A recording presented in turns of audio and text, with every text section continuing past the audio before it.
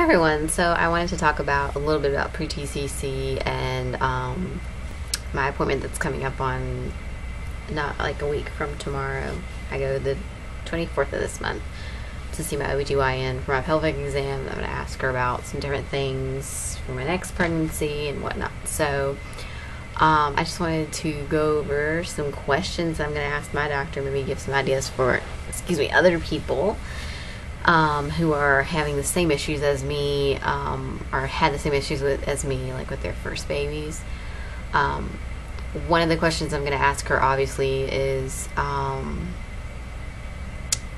about VBAC and how supportive she is of VBACs, because that is like my one ultimate goal. If I don't do anything else in my pregnancy, this is one ultimate goal I have, is to have a VBAC. And the other thing is, I want to ask about preeclampsia and what I can do to try to prevent the preeclampsia. I've heard from a lot of people, they've talked about taking different vitamins, like vitamin D, extra vitamin D, and I think like fish oil or some kind of oil. I can't remember what it is, but anyways, if you guys have any suggestions, don't put them below, of course, for preeclampsia and how to prevent that. I've heard even taking an aspirin a day, but I'm not really sure about that, so I have to ask the doctor about that. But I do want to know some things I can do in the next upcoming months before we start TTCing, what I can do to try to prevent preeclampsia. I am, as you all know, that I'm trying to lose weight. That is always a battle for me. It's a struggle because it comes off so slow, and that's another thing I want to ask her about, is if she'll do some tests running on my thyroid, because I just want to make sure that it's still working well and everything, because I was diagnosed with PCOS like 2 years ago, almost 3 years ago, when I was trying to conceive my daughter, and I just want to make sure that I'm not developing symptoms of PCOS, which is high cholesterol, high blood pressure, low thyroid, diabetes, those kind of things. And I just want to make sure that everything's up to par before I go into my next pregnancy. I want to try to prevent any complications that I can. I also want to tell her about my postpartum depression, and that I did experience it, because I did lie. Yes, I did lie on the questionnaire they had there. And I was going through postpartum depression, but I just didn't want to admit it because I felt really ashamed.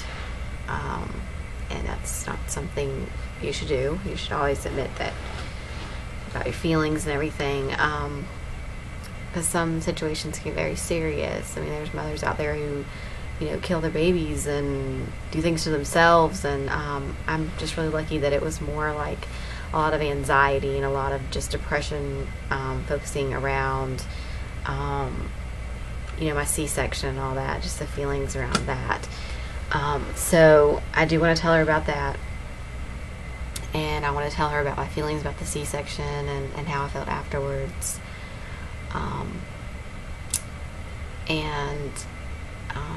Oh yeah, and you can watch my postpartum depression story. I have made it public now. You can see it. It's a few videos down, actually, because I uploaded it about 3 weeks ago, I guess it was. So you guys can see that video.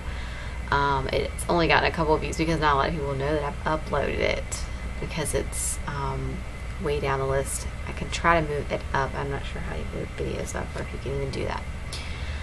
So anyways, I also want to ask her about prenatal vitamins and what prenatal vitamins should I take. The last time I took, oh